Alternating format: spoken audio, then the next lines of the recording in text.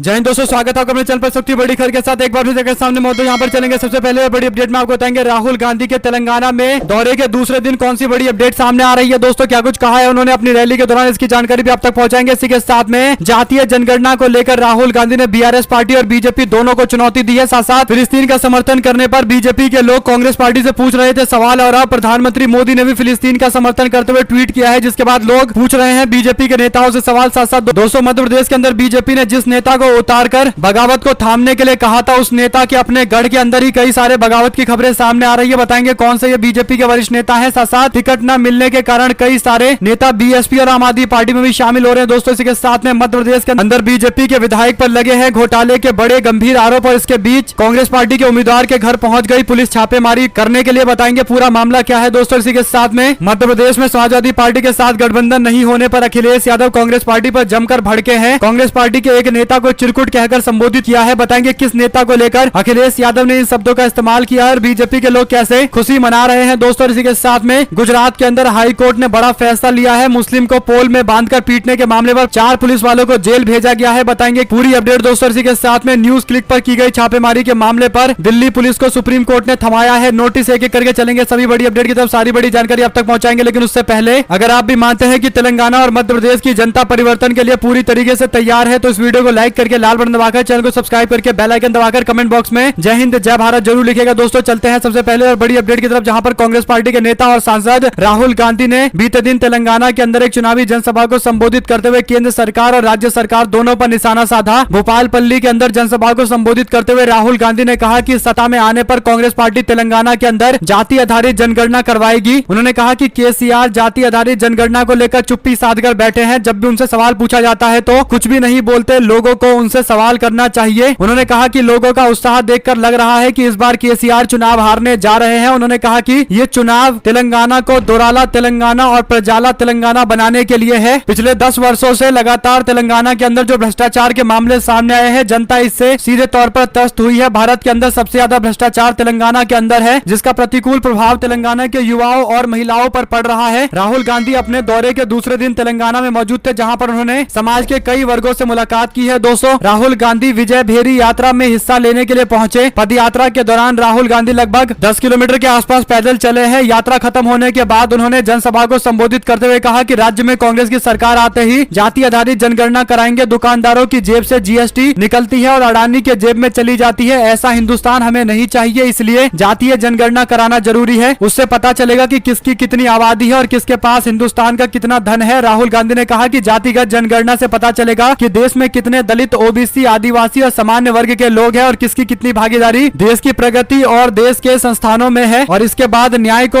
सुनिश्चित किया जा सकेगा। उन्होंने कहा कि जातीय जनगणना एक एक्सरे की तरह है, जिससे देश की यथा स्थिति के बारे में पता चलेगा। साथ साथ दोस्तों प्रधानमंत्री मोदी की ओर से ट्वीट करते हुए कहा गया है कि फिलिस्तीन के राष्ट्रपति मोहम्मद अब्बास से उन्होंने फोन पर बात की है और अपनी संवेदनाएं प्रकट की है। इसके बाद प्रधानमंत्री मोदी ने अपने ट्वीट में लिखा है कि भारत अपने पुराने स्टैंड के साथ लगातार बरकरार है। जो भारत ने फिलिस्तीन को लेकर कह रखा है उसी स्टैंड पर बरकरार है, यानी भारत हमेशा फिलिस्तीन को एक संप्रभु राष्ट्र के तौर पर देखता है, यानी सोवरेन नेशन के तौर पर देखता है। और इजराइल फिलिस्तीन मामले पर हमेशा से भारत का स्टैंड क्लियर रहा है। और प्रधानमंत्री मोदी की ओर से यह कहना कि हम अपने पुराने स्टैंड के साथ बने हुए हैं, इसका सीधा मतलब यह है कि अब तक जो गोदी मीडिया के लोग गलत दावे कर रहे थे, भारत को लेकर कह रहे थे कि भारत इजराइल का सपोर्ट कर रहा है, फिलिस्तीन का नहीं कर रहा है, और जो समर्थक आजकल व्हाट्सएप यूनिवर्सिटी से एजुकेट होकर कांग्रेस पार्टी पर सवाल खड़ा कर रहे थे कि सीडब्ल्यूसी की बैठक में फिलिस्तीन का क्यों सपोर्ट किया गया है, उन सभी के लिए करारा तमाचा है प्रधानमंत्री का यह ट्वीट। आप लोग की जो भी राय हो दोस्तों लिखकर जरूर बताएगा। साथ साथ मध्य प्रदेश में हो रहे विधानसभा चुनाव के बीच भारतीय जनता पार्टी ने बगावत को थामने के लिए अपने नेता और केंद्रीय मंत्री नरेंद्र तोमर को बड़ी जिम्मेदारी दी, उनको संयोजक बनाकर मध्य प्रदेश भेजा। लेकिन मध्य प्रदेश में अपने लोकसभा क्षेत्र के अंदर ही बगावत को नहीं थाम पा रहे हैं बीजेपी के नेता नरेंद्र सिंह तोमर। आपको बता दें कि मध्य प्रदेश में विधानसभा चुनाव का बिगुल बज चुका है, और ऐसे में बीजेपी के सामने कांग्रेस पार्टी से ज्यादा बड़ी चुनौती उनके अपने बागी नेता बन चुके हैं। श्योपुर लोकसभा सीट से बीजेपी के एमपी और कृषि मंत्री नरेंद्र सिंह तोमर के अपने विधानसभा क्षेत्र के अंदर 5 बार के बीजेपी के विधायक दुर्गालाल विजय को टिकट देने पर बीजेपी के नेताओं ने विरोध करना शुरू कर दिया है। बीजेपी प्रत्याशी के खिलाफ मोर्चा खोलते हुए नेताओं ने बीजेपी के द्वारा सर्वे के आधार पर टिकट दिए जाने का भी विरोध किया है। आपको बता दें कि बीजेपी के कार्य समिति सदस्यों ने खुलकर भाजपा के उम्मीदवार दुर्गालाल के खिलाफ आवाज उठाना शुरू कर दिया है। केंद्रीय मंत्री नरेंद्र सिंह तोमर के सबसे करीबी माने जाने वाले श्योपुर विधानसभा के प्रबल दावेदार प्रदेश कार्य कार्य समिति के सदस्य महावीर सिंह सिसोदिया ने टिकट कटने के बाद पार्टी से दूरी बनाते हुए सर्वे पर सवाल खड़े किए। दूसरी ओर पूर्व नगर पालिका के अध्यक्ष रहे पार्टी के कार्य समिति के सदस्य दौलत राम ने भी टिकट बंटवारे को लेकर सर्वे पर पार्टी के शीर्ष नेताओं पर निशाना साधा है। इस बार श्योपुर में बीजेपी कार्यकर्ताओं की मांग थी कि इस बार कोई नया चेहरा सामने आना चाहिए, क्योंकि जिसे बार बार उम्मीदवार बनाया जा रहा है वो चुनाव भी हार रहे हैं। बीजेपी नेताओं का आरोप है कि इस बार टिकट की खरीद फरोख्त की गई है, जिसके चलते संगठन के नेता और कार्यकर्ताओं में भारी नाराजगी है। कुल मिलाकर दोस्तों, जिसे बगावत थामने के लिए भेजा उसके अपने क्षेत्र की बगावत उनसे नहीं थम रही है। आप लोग की जो भी राय हो लिखकर जरूर बताएगा। साथ साथ मध्य प्रदेश के विधानसभा चुनाव के अंदर 136 बीजेपी ने उम्मीदवारों की लिस्ट जारी की है। कांग्रेस पार्टी ने 144 उम्मीदवारों की लिस्ट जारी की है। नामों के ऐलान के बाद अब दोनों ही प्रमुख पार्टियों के अंदरूनी संघर्ष छिड़ चुका है। भाजपा ने 7 से ज्यादा तो कांग्रेस पार्टी ने 6 से ज्यादा ऐसी सीटों पर उम्मीदवार घोषित किए हैं जहां पर उनका विरोध हो रहा है। जिन सीटों पर प्रत्याशियों की घोषणा नहीं हुई है उन पर भी विरोध हो सकता है और ऐसे में बीएसपी और आम आदमी पार्टी में कई सारे बागी नेताओं के जाने की जानकारी है। यानी चुनाव में इन पार्टियों के मैदान में उतरने के कारण खेला बिगड़ सकता है। साथ साथ दोस्तों, होशंगाबाद के विधायक और पूर्व विधानसभा के अध्यक्ष डॉक्टर सीतासरन शर्मा के खिलाफ बीजेपी कार्यकर्ताओं ने प्रदेश बीजेपी कार्यालय में मौन धरना दिया है। उन्होंने शर्मा पर कार्यकर्ताओं के खिलाफ फर्जी केस कराने और भ्रष्टाचार के आरोपों वाली तख्तियां दिखाई है। इसी बीच दोस्तों, पंधाना के अंदर महिलाओं ने मोर्चा खोला है। बीजेपी की ये 9 महिलाएं हैं जो टिकट की दावेदार मानी जा रही थी। खंडवा जिले के पंधाना सीट से मौजूदा विधायक राम दानगोरे के टिकट मिलने के बाद विरोध जताते हुए इन सभी लोगों ने 2 किलोमीटर की पदयात्रा निकाली है। अटेर के अंदर टिकट कटने से पूर्व विधायक भदौरिया ने पार्टी छोड़ दी है। साथ साथ दोस्तों, निर्दलीय लड़ेंगे बीजेपी के विधायक केदारनाथ शुक्ला। सीधी सीट के विधायक केदारनाथ शुक्ला ने टिकट कटने के बाद अपने इलाके के अंदर न्याय यात्रा निकालकर निर्दलीय लड़ने का ऐलान कर दिया है। मुगावली के अंदर देशराज के बेटे और पत्नी ने छोड़ी बीजेपी और अब उन्होंने भी चुनाव लड़ने का ऐलान कर दिया है। कुल मिलाकर भारतीय जनता पार्टी में बगावत की सारी बड़ी अपडेट है दोस्तों। साथ साथ मध्य प्रदेश के विधानसभा चुनाव से पहले अशोकनगर सीट से बीजेपी के विधायक जजपाल सिंह जज्जी मुश्किलों में घिर गए हैं। 2018 के विधानसभा निर्वाचन के समय नामांकन पत्र में जानकारी छुपाने का बड़ा आरोप लगा है। चुनाव याचिका दायर करने वाले लड्डू राम कोरी के अधिवक्ता मयंक पाठक ने हाईकोर्ट में आवेदन लगाया है। कोर्ट को आवेदन के जरिए बताया गया कि जजपाल सिंह ने 2018 में अपने चुनावी घोषणा पत्र में हाई मास लाइट घोटाले की जानकारी को छिपाया। 27 जुलाई 2018 में तत्कालीन नगर पालिका अध्यक्ष अशोक नगर रहने के दौरान जज्जी को 1 साल के लिए निर्वाचन से डिस्क्वालीफाइड किया गया था। आवेदन में सवाल उठाया गया है कि 2018 में निर्वाचन डिस्क्वालिफिकेशन किए जाने के बाद 2018 विधानसभा चुनाव कैसे लड़ा गया। नामांकन पत्र में भी डिस्क्वालीफाई होने की जानकारी छुपाई गई। कोर्ट ने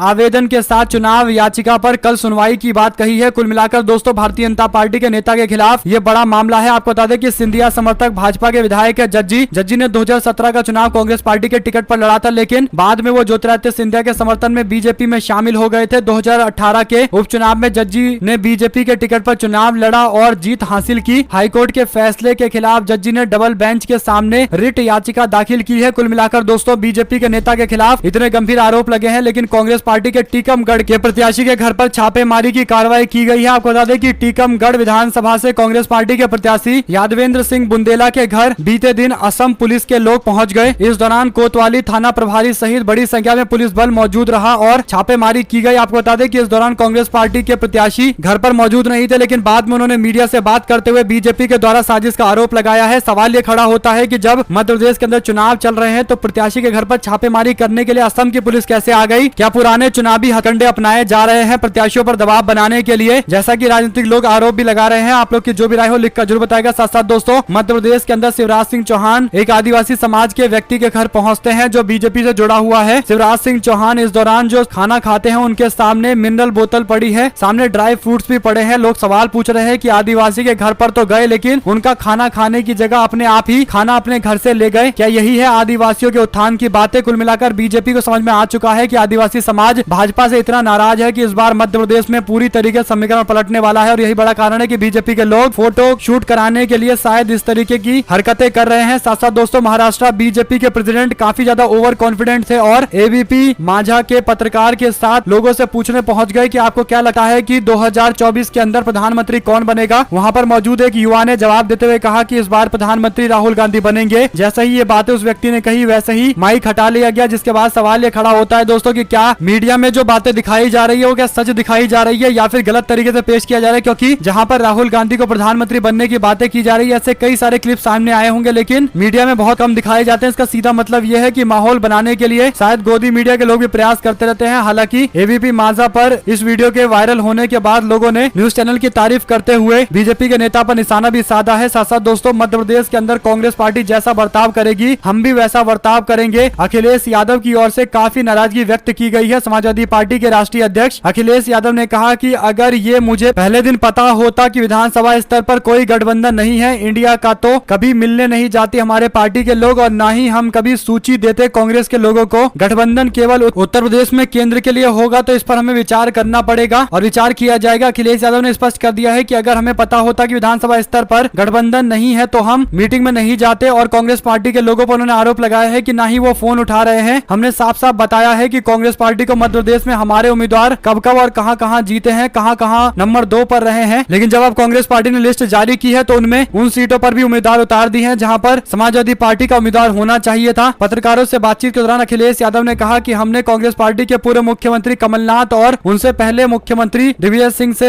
मीटिंग की। इस दौरान समाजवादी पार्टी ने डिटेल में जानकारी दी, परफॉर्मेंस के बारे में रिपोर्ट दी। रात भर बैठाकर रखा गया समाजवादी पार्टी के नेताओं को, लेकिन बाद में टिकट का ऐलान कर दिया गया। कांग्रेस पार्टी ने अपने सारे उम्मीदवार उतार लिए हैं। कुल मिलाकर दोस्तों अखिलेश यादव की नाराजगी जायज है। कुछ सीटें तो समाजवादी पार्टी को मिलनी चाहिए क्योंकि पिछली बार भी समाजवादी पार्टी ने कुछ सीटें चुनाव में जीती थी। आप लोग की जो भी राय हो लिखकर जरूर बताएगा। साथ साथ अखिलेश यादव ने उत्तर प्रदेश के अंदर कांग्रेस पार्टी के नेता को लेकर एक टिप्पणी की। उन्होंने कहा कि चिरकुट नेताओं से समाजवादी पार्टी पर बयानबाजी करवाना कांग्रेस पार्टी को बंद करवाना चाहिए। दरअसल दोस्तों कांग्रेस पार्टी के प्रदेश अध्यक्ष अजय राय की ओर से हाल फिलहाल में समाजवादी पार्टी को लेकर कई सारी टिप्पणियां की गई है जिससे समाजवादी पार्टी के नेता अखिलेश यादव नाराज हैं और चिरकुट नेताओं से बयानबाजी करवाने पर रोक लगाने की मांग कर रहे हैं। आप लोग की जो भी राय हो लिखकर जरूर बताएगा। साथ साथ गुजरात हाईकोर्ट ने अवमानना मामले में 4 पुलिस वालों को भेजा जेल। खेड़ा में युवकों को खंबे से बांधकर पीटने के मामले की ये बड़ी अपडेट है। आपको बता दें कि गुजरात के खेड़ा जिले के अंदर अल्पसंख्यक समाज के एक युवक को खंबे से बांधकर पीटने से जुड़े मामले पर अदालत की अवमानना मामले में हाईकोर्ट ने फैसला सुनाया है। 4 पुलिस कर्मियों को 14 दिनों के लिए जेल भेजा गया है। अदालत ने दोषियों पर 2000 का जुर्माना भी लगाया है। घटना लगभग साल भर पहले की है। इससे पहले दोषियों ने आदेश के खिलाफ अपील करने के लिए अदालत से समय मांगा था और जिसके चलते फैसला 3 महीने के लिए रोक दिया गया था। कोर्ट ने कृत्य को अमानवीय बताते हुए पुलिस वालों को फटकार लगाई है। साथ साथ दोस्तों न्यूज क्लिक फंडिंग मामले को लेकर सुप्रीम कोर्ट ने दिल्ली पुलिस को नोटिस थमाते हुए जवाब मांगा है। 30 अक्टूबर को इस पूरे मामले की अगली सुनवाई होने वाली है। साथ साथ शिवराज सिंह चौहान और प्रधानमंत्री मोदी के दावे में काफी अंतर है। प्रधानमंत्री मोदी की ओर से मध्य प्रदेश की जनता को एक लेटर लिखा गया है जिस पर कांग्रेस पार्टी के प्रवक्ता ने जानकारी देते हुए बताया है कि शिवराज जी झूठ बोलने में समझौता नहीं करते। प्रधानमंत्री मोदी के पत्र में प्रदेश के विकास को 16% से अधिक लिखा गया है जबकि शिवराज सरकार के आर्थिक सर्वेक्षण में विकास दर 7.06% है। विकास दर मानक रूप में स्थिर मूल्य पर ही बताई जाती है। फिर मोदी जी से शिवराज सिंह चौहान ने झूठ क्यों बुलवाया, ये सवाल पूछा गया है। दोस्तों इसी के साथ में कांग्रेस पार्टी के नेता का छलका दर्द, समर्थकों के बीच रो पड़े राजेंद्र शुक्ला। कहा अभी भी अवसर है, दल बदलू प्रत्याशी को बदले संगठन। दरअसल विधानसभा चुनाव के मद्देनजर कांग्रेस पार्टी ने बिलासपुर जिले के सभी सीटों पर अपने प्रत्याशी तय कर दिए हैं। इसके साथ ही कई जगहों पर विरोध के स्वर भी उठने लगे हैं। टिकट नहीं मिलने पर दावेदारों का दर्द छलक रहा है। एक ऐसे ही कांग्रेस पार्टी के नेता बिल्हा विधानसभा क्षेत्र के राजेंद्र शुक्ला भी अपने समर्थकों और कार्यकर्ताओं से मिलकर रोने लगे और कहने लगे कि अभी भी अवसर है, बिल्हा में दल बदलू उम्मीदवार को कांग्रेस संगठन बदल दे। साथ साथ दोस्तों केंद्रीय मंत्री ज्योतिरादित्य सिंधिया से इमरती देवी ने की मांग, डबरा को जिला बना दो, उसके बाद चाहे मुझे टिकट देना या मत देना। बीजेपी प्रत्याशी इमरती देवी ने केंद्रीय मंत्री ज्योतिरादित्य सिंधिया से कहा कि महाराज आप डबरा को जिला बना दो, भले ही आगे मुझे टिकट मत देना, मैं इसके बाद अपनी राजनीति को खत्म कर दूंगी। इमरती देवी ने कहा कि महाराज मैं तो नाम के लिए मरती हूँ, मैं आपका और मेरा नाम चाहती हूँ। इमरती देवी की बात सुन सभी लोग चौंक गए। बता दें कि बीजेपी ने बुधवार को प्रदेश के शक्ति सम्मेलन की शुरुआत की है। इसके चलते डबरा के अंदर शक्ति सम्मेलन का आयोजन किया गया। सम्मेलन में केंद्रीय मंत्री ज्योतिरादित्य सिंधिया भी मौजूद रहे। सिंधिया ने बूथ प्रभारी कार्यकर्ताओं और केंद्र प्रभारी से चर्चा की है। कुल मिलाकर दोस्तों ग्वालियर से चुनाव लड़ने पर ज्योतिरादित्य सिंधिया ने कहा कि कांग्रेस ने अपने 15 महीने के शासन में राज्य को बर्बाद कर दिया और लोग विपक्षी दल और उनके 2 वरिष्ठ नेता को माफ नहीं करेंगे। कुल मिलाकर दोस्तों सीधा जवाब उन्होंने नहीं दिया है, दर दर भटकाने की कोशिश कर रहे हैं। इसका सीधा मतलब यह है कि सिंधिया चुनाव लड़ने की तैयारी कर रहे हैं, क्योंकि वो अगर नहीं कर रहे होते तो स्पष्ट तौर पर मना कर देते। साथ साथ भाजपा की दूसरी लिस्ट से पहले बीजेपी संघ की बैठक राजस्थान में डैमेज कंट्रोल करने के लिए अब संघ और बीजेपी के लोग बैठकें कर रहे हैं। इससे पहले उन्हें लग रहा था कि जिसे भी चाहेंगे ऊपर से ऑर्डर देकर मैदान में उतार देंगे और उनके कार्यकर्ता स्वीकार कर लेंगे, लेकिन जिस तरीके की बगावत भारतीय जनता पार्टी को राजस्थान में देखने को मिली है उसके बाद अब आरएसएस और बीजेपी के लोग सचेत होकर टिकट बांटने पर विचार कर रहे हैं। साथ साथ दोस्तों भारतीय मीडिया का क्या हाल है आप इस खबर से समझ सकते हैं। ऑस्ट्रेलिया के कप्तान पैट कमिंस से जब यह सवाल पूछा गया कि पाकिस्तान के बल्लेबाज मोहम्मद रिजवान ने सेंचुरी मारने के बाद हमास को सपोर्ट किया, तो इस पर जवाब देते हुए पैट कमिंस ने कहा कि आपको आधी इन्फॉर्मेशन मिली है। क्रिकेटर के द्वारा स्टैंड लेने से उनकी पर्सनैलिटी सामने आती है। इसके बाद और भी बातें उन्होंने कही है, लेकिन ये जो बात उन्होंने कही है कि आपको आधी इन्फॉर्मेशन मिली है, इसका सीधा मतलब ये है कि वो इंडिकेशन देना चाहते हैं कि पाकिस्तानी क्रिकेटर ने जिन शब्दों का इस्तेमाल किया था उसमें फिलिस्तीन लिखा हुआ था, हमास नहीं लिखा हुआ था। जबकि न्यूज चैनल वाले की ओर से पूछा गया कि वो हमास को सपोर्ट कर रहे हैं। आप लोग की जो भी राय हो दोस्तों लिखकर जरूर बताएगा। क्या भारत के न्यूज चैनलों को थोड़ा और सचेत नहीं होना चाहिए अपने शब्दों को चुनने के लिए, क्योंकि एक शब्द के आगे पीछे से पूरा मतलब चेंज हो जाता है। आप लोग की जो भी राय हो लिखकर जरूर बताएगा। साथ युवा सम्मेलन के जरिए कांग्रेस पार्टी जिला अध्यक्ष ने शक्ति प्रदर्शन किया है। विधायक के आरोप पर सादी चुप्पी। राजस्थान के अंदर अपनी दावेदारी ठोक रहे हैं कांग्रेस पार्टी के जिला अध्यक्ष। आपको बता दें कि युवा संवाद के माध्यम से उन्होंने अपनी दावेदारी की है। दरअसल दोस्तों राजस्थान के विधानसभा चुनाव के मद्देनजर बाड़मेर जिले के शिव विधानसभा सीट से कांग्रेस पार्टी के जिला अध्यक्ष फतेह खान की दावेदारी से वर्तमान विधायक अमीन खान खफा हो गए हैं। पार्टी उम्र दराज विधायकों का टिकट काटने के फिराक में है और ऐसे में इनका टिकट भी कट सकता है, इसीलिए एक नई राजनीति यहाँ भी देखने को मिल रही है। साथ साथ एसओजी के नोटिस पर केंद्रीय मंत्री शेखावत का बयान। कहा 2 बार बिना मांगे दे चुका जानकारी, 4.5 साल बाद नोटिस राजनीति से प्रेरित है। साथ साथ दोस्तों जल शक्ति मंत्री गजेंद्र सिंह शेखावत ने एसओजी के नोटिस को लेकर प्रतिक्रिया दी है। आपको बता दें कि छत्तीसगढ़ के अंदर 43 नेताओं को बीजेपी ने निष्कासित और निलंबन किया है। भारतीय जनता पार्टी प्रदेश अनुशासन समिति के अनुशंसा पर प्रदेश बीजेपी के अध्यक्ष अरुण साव ने बीजेपी से कई लोगों को निलंबित किया है, निष्कासित किया है। 43 नेता कार्यकर्ता का निलंबन किया गया है। 2018 से लेकर अभी तक नगर निगम, नगर पालिका, नगर पंचायतों में निर्दलीयों के रूप में चुनाव लड़ने के कारण पार्टी विरोधी गतिविधि में शामिल इन लोगों के खिलाफ कार्रवाई की गई है। साथ साथ दोस्तों बीजेपी ने मध्य प्रदेश के अंदर एमपी के मन में मोदी इस नाम से हाईटेक प्रचार रथ चलाना शुरू कर दिया है। सवाल ये खड़ा होता है कि क्या शिवराज सिंह चौहान के 20 साल के सरकारी कार्यों पर बीजेपी वोट मांगेगी या प्रधानमंत्री मोदी का नाम दिखाकर फिर से वोट मांगा जाएगा, यानी लोगों को फिर से गुमराह किया जाएगा। प्रधानमंत्री मोदी के नाम पर वोट लेकर राज्य में बीजेपी सरकार बनाएगी और जहां पर भ्रष्टाचार के कई सारे आरोप लगे हैं जिस पर जवाब बीजेपी को देना चाहिए, लेकिन मुद्दे को भटकाकर प्रधानमंत्री मोदी के नाम पर वोट मांगे जा रहे हैं। हालांकि 2018 में जनता ने प्रधानमंत्री मोदी के नाम पर वोट नहीं दिया था, तो क्या इस बार भी ऐसा ही होगा, ये बड़ा सवाल है दोस्तों। साथ साथ अशोक गहलोत के सरकार और विधायकों पर भ्रष्टाचार का आरोप लगाने वाले बीजेपी पर गहलोत की टिप्पणी। कहा अगर हमारे विधायक करप्ट होते तो 10-10 करोड़ का ऑफर सबको मिल रहा था, वो सब ले लिए होते, लेकिन उन्होंने 10 करोड़ का ऑफर ठुकराया। इसका सीधा मतलब यह है कि हमारे जितने भी एमपी एमएलए थे वो सारे के सारे हमारे शासनकाल के दौरान निष्पक्ष रहे हैं और एकदम ईमानदार रहे हैं। साथ साथ अशोक गहलोत ने प्रेस कॉन्फ्रेंस के दौरान प्रधानमंत्री मोदी पर मणिपुर के मुद्दे को लेकर सवाल खड़े किए हैं दोस्तों। साथ साथ गहलोत बोले, कहा पायलट के सारे टिकट क्लियर हो रहे हैं, मैंने किसी भी टिकट को लेकर कोई विरोध नहीं जाहिर किया है। सीएम पद को लेकर उन्होंने कहा कि सीएम पद छोड़ना चाहता हूं, यह मुझे नहीं छोड़ रहा है, छोड़ेगा भी नहीं। साथ साथ दोस्तों नूरी शब्द को लेकर राहुल गांधी के खिलाफ प्रयागराज में एआईएमआईएम के नेता ने एफआईआर दर्ज कराई है। कांग्रेस पार्टी के नेता राहुल गांधी एक बार फिर से विवादों में है। ऑल इंडिया मजलिस इत्तेहादुल मुस्लिमीन के प्रवक्ता मोहम्मद फरहान ने राहुल गांधी के खिलाफ प्रयागराज में परिवार दाखिल कर धार्मिक भावनाओं को आहत करने का आरोप लगाया है। राहुल गांधी के दिल्ली आवास पर उन्होंने एक डॉग चाइल्ड को अपनी मां सोनिया गांधी को भेंट किया था और उसका नाम नूरी रखा था, जिस पर विरोध जताते हुए राहुल गांधी को कटघरे में खड़ा किया गया है। देखते हैं इस पर कोई कार्रवाई होती है या फिर पॉपुलैरिटी लेने मात्र के लिए ऐसा किया जा रहा है। साथ साथ दोस्तों एक नई ट्राइबल पार्टी का राजस्थान में उदय हुआ है, जिससे पूरे समीकरण पलट सकते हैं। राजस्थान के अंदर भारतीय ट्राइबल पार्टी जो काफी ज्यादा मजबूत पार्टी हुआ करती थी, उसके विभाजन के बाद एक नई पार्टी उभर कर सामने आई है। आपको बता दें कि भारत आदिवासी पार्टी का उदय हुआ है, जिसमें बीटीपी पार्टी के कई सारे नेता हैं। बीटीपी पार्टी के एमएलए 84 के राजकुमार राउत और सगवारा के MLA Ram Prasad दिंदोर BAP party join कर चुके हैं और मैदान में उतरने वाले हैं। भारतीय जनता पार्टी के लिए मुश्किलें खड़ी कर सकते हैं, क्योंकि बीजेपी का फोकस ट्राइबल एरिया पर ज्यादा है, खासकर राजस्थान के अंदर। 2011 के जनसंख्या के हिसाब से बताएं तो राजस्थान के अंदर लगभग 14% के आसपास एसटी समाज के वोट है दोस्तों। राजस्थान में ये वोट काफी ज्यादा प्रभावित करने वाले हैं और ऐसे में बीएपी पार्टी के बन जाना, वो भी चुनाव से पहले, दोनों पॉलिटिकल पार्टी को नुकसान पहुंचा सकता है, खासकर बीजेपी को, क्योंकि बीजेपी इस बार ट्राइबल वोट पर ज्यादा निर्भर है। साथ साथ कर्नाटका हाईकोर्ट ने डीके शिव कुमार को दिया झटका। सीबीआई की एफआईआर को चुनौती देने वाली याचिका को खारिज किया गया है। सुनवाई के दौरान न्यायमूर्ति नटराज ने कहा कि क्योंकि मामला सीबीआई के अधिकांश जांच को लेकर है, क्योंकि जांच अधिकांश हो चुका है, ऐसे में अब अदालत इसमें हस्तक्षेप नहीं कर सकता। साथ साथ दोस्तों कमलनाथ बोले, कहा भाजपा केवल हारी नहीं रही बल्कि बटने भी जा रही है, ट्वीट किया गया है। साथ साथ शिवराज सिंह चौहान और लाडली बहना योजना का जिक्र करते हुए प्रधानमंत्री मध्य प्रदेश की जनता से वोट की अपील करते हैं और ये अपील का पोस्टर बीजेपी के लोग अब गांव-गांव में जाकर बांट रहे हैं। साथ साथ तेलंगाना के अंदर कांग्रेस पार्टी के घोषणा पत्र ने बीजेपी और बीआरएस दोनों पार्टी की मुश्किलें बढ़ा रखी है। यही बड़ा कारण है कि बीआरएस पार्टी की नेत्री अब कांग्रेस पार्टी के वचन पत्र को कह रही है कि कांग्रेस पार्टी का वचन पत्र टिश्यू पेपर से भी बदतर है। केसीआर 400 रुपए में देंगे गैस सिलेंडर, यानी कांग्रेस पार्टी 500 रुपए में गैस सिलेंडर देने का वादा कर रही है। इसी से बौखलाई हुई है बीआरएस पार्टी की नेत्री के कविता। आप लोग की जो भी राय हो दोस्तों लिखकर जरूर बताएगा। साथ साथ राहुल गांधी ने तेलंगाना के अपने दौरे के दौरान सिंगेरी कोल माइंस के वर्करों से मुलाकात की है, यानी चुनाव के मद्देनजर राहुल गांधी ने सबसे पहले कूलियों से मुलाकात की थी, उसके बाद छात्रों से मुलाकात की, बाद में सब्जी मंडी में जाकर सब्जी बेचने वालों से मुलाकात की, कारपेंटर से मुलाकात की और अब ट्रक ड्राइवर के बाद उन्होंने माइंस में काम करने वाले वर्कर से मुलाकात की है और उनको आश्वासन दिया है कि कांग्रेस पार्टी की सरकार बनने के बाद उनके सारे हितों की रक्षा की जाएगी। साथ साथ दोस्तों चुनाव से पहले पुलिस ने तेलंगाना में 750 करोड़ रुपए का कैश बरामद किया। बाद में पता चला कि ये बैंक के पैसे हैं, तो वापस से गाड़ी को आगे जाने दिया गया है। साथ साथ अगला